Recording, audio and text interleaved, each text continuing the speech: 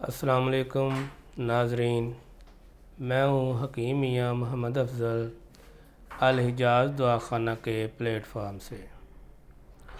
तो नाजरीन, आज आपको आगाही देना चाहता हूँ कि इनफर्टिलिटी मेल क्या होता है, या कि दूसरे लफ्ज़ों में एज़ोस्पर्मिया किसे कहते हैं।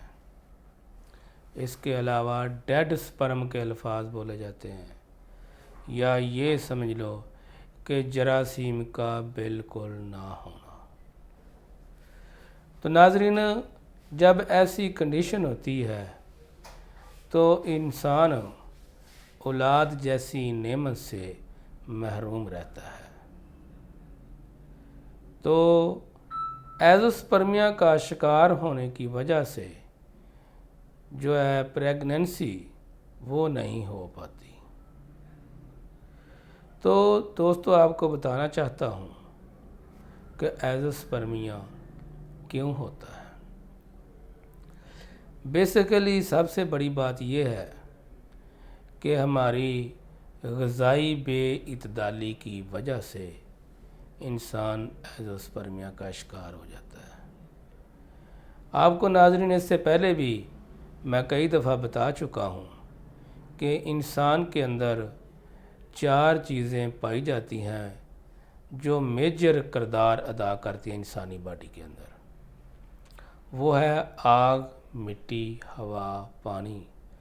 ये सादा अल्फाज से मैं आपको इसलिए बताता हूँ कि आपको समझने में आसानी रहे। तो ये जो आग, मिट्टी, हवा, पानी पाई जाती है, ये इंसानी बॉडी के अंदर इनका बैलेंस रहना इंसान की सेहत है, और इनका अनबैलेंस होना इंसान की सेहत की ख़राबी है। तो दोस्तों, एक तो ये बात हुई। दूसरी बात ये होती है कि एज़ोस्पर्मिया का तब इंसान शिकार होता है जब इंसानी बॉडी के अंदर एसिड की मकदार बढ़ जाती है। तो क्या होता है, फिर स्पर्म जो होते हैं उनके सेल टूट फूट का शिकार रहते हैं, तो स्पर्म बन नहीं पाते, जिस वजह से इंसान एज़ोस्पर्मिया का शिकार हो जाता है। अल्लाह ताला ने इंसान के अंदर एक बेहतरीन और ख़ूबसूरत ये मशीनरी लगाई हुई है जो इंसानी बॉडी के अंदर हर वक्त खून की प्रोडक्शन भी करती है और स्पर्म की मकदार को भी पैदा करती है। लेकिन जब इंसान मुख्तलिफ काज़ज़ का शिकार होता है तो उसको जो सेल होते हैं वो डेड होना शुरू हो जाते हैं, तो स्पर्म नहीं बन पाते, तो इंसान एज़ोस्पर्मिया का शिकार हो जाता है। इसके अलावा दूसरी वजह क्या होती है कि इंसान मास्टरबेशन की तरफ चला जाता है, तो उसके ज़्यादा करने की वजह से, हद से ज़्यादा क्रॉस करने की वजह से भी जो है इंसान एज़ोस्पर्मिया का शिकार हो जाता है। यानी इंसान जो है माशरती बेरारवी कह लो। इसके अलावा तीसरी सबसे बड़ी वजह क्या होती है कि इंसान सेक्स लिहाज से वो इतना सेक्स कर पाता है कि उतनी मकदार में उसके स्पर्म बन नहीं पा रहे जितनी मकदार में उसके ज़ाया हो रहे हैं, रिलीज़ हो रहे हैं। तो जब उनकी एक ख़ास लिमिट होती है तो फिर भी उनके अंदर जो है क्या होता है, गुद्दे के अंदर स्वेलिंग का बन जाना, सोजिश पैदा हो जानी, वर्म बन जाना, उसके अंदर एसिड, बहुत तेज़ तरीन एसिड पैदा हो जाना। तो फिर ऐसी शक्ल बन जाती है कि इंसान एज़ोस्पर्मिया का शिकार हो जाता है। इसके अलावा एक और भी सबसे बड़ी वजह है, ये मैं आपको जो तिबी लिहाज से वजूहात हैं वो बताना चाहता हूँ। मत समझें कि ये इस तरह की बातें हैं जो किसी को सुननी नहीं चाहिए या इस तरह की बातें करनी नहीं चाहिए। ये हम तिबी लिहाज से जो इंसान के रिलेटेड बातें हैं इस वजह से कर रहे हैं। تو بعض اوقات ایسا ہوتا ہے کوئی انسان معاشرے کے اندر غلط عورتوں سے جا ملتا ہے، جس کی وجہ سے بھی اس کو ایزوسپرمیا کا شکار ہونا پڑتا ہے، چونکہ اللہ تعالیٰ نے انسان مرد اور عورت کا بہت ہی ایک پاکیزہ رشتہ بنایا ہوا ہے۔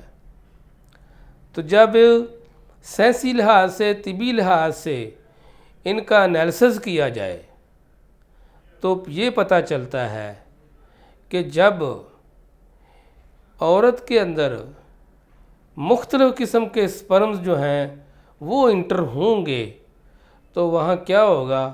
وہاں بیماریاں پیدا ہوں گی، وہاں مختلف قسم کے بیماری والے وائرس پیدا ہوں گے جو انسانی باڈی کو بہت زیادہ خراب کر دیتے ہیں، جو انسانی باڈی کے اندر بہت زیادہ بیماریوں پیدا کر دیتے ہیں، حتیٰ کہ انسان کے اندر HIV جیسا وائرس بھی انہی وجوہات کی وجہ سے پیدا ہو جاتا ہے۔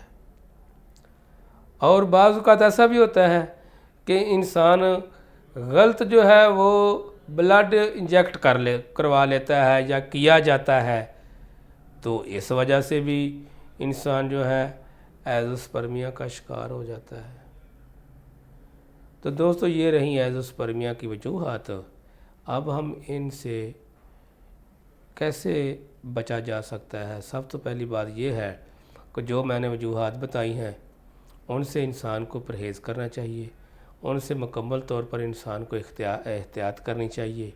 اس کے ساتھ ساتھ انسان کو سبزیوں کا زیادہ استعمال پھر کرنا چاہیے اور لائٹ غذائیں استعمال کرنی چاہیے، ایسی غذائیں جن کے اندر ایسڈ کی مقدار بہت کم پائی جاتی ہے، تو وہ چیزیں انسان کو استعمال کرنی چاہیے۔ تو دوستو ایزوسپرمیا کے حوالے سے آپ سے بات انشاءاللہ مزید ہوتی رہے گی۔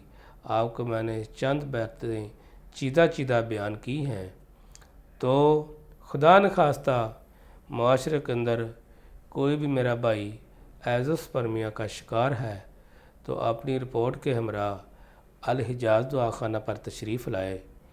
اور اس کے ساتھ ساتھ ایک اور بات کہتا جاؤں گا کہ اپنا بلڈ گروپ بھی چیک کروا کے رپورٹ ساتھ لائے، انشاءاللہ میرا اللہ ضرور شفا دے گا۔